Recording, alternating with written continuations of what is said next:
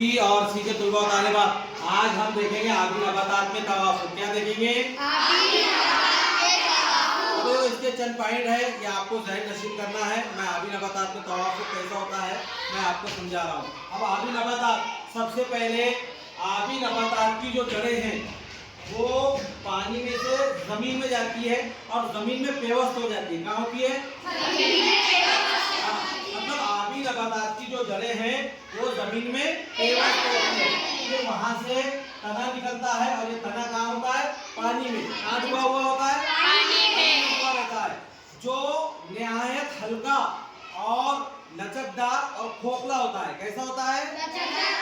हल्का और खोखला होता है, जिसकी वजह से वो पानी में इधर से उधर इधर से उधर लचकते रहता है और पानी के बहाव से टूटता नहीं, क्योंकि वो लचकदार होता है, उसमें लचक होती है।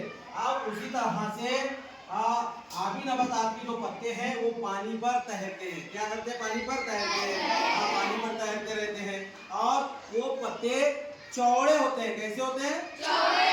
या किसी नबातात के फीतेदार होते हैं, फीतेदार या चौड़े पत्ते होते हैं जो पानी पर तैरते रहते हैं। और जब आबी नबातात का जो फूल होता है, फ्लावर्स जो होते हैं, वो तने के ऊपर यानी पानी के ऊपर ही होते हैं। कहाँ होते हैं? एक तो तना पानी से थोड़ा ऊपर निकल जाता है तो वहाँ फूल लगते हैं, या फिर कुछ नबातात में कुछ आबी नबातात में फूल पानी के ऊपर ही तैरते हुए नजर आते हैं। और ये हो गए तीन, कितने पॉइंट हो गए?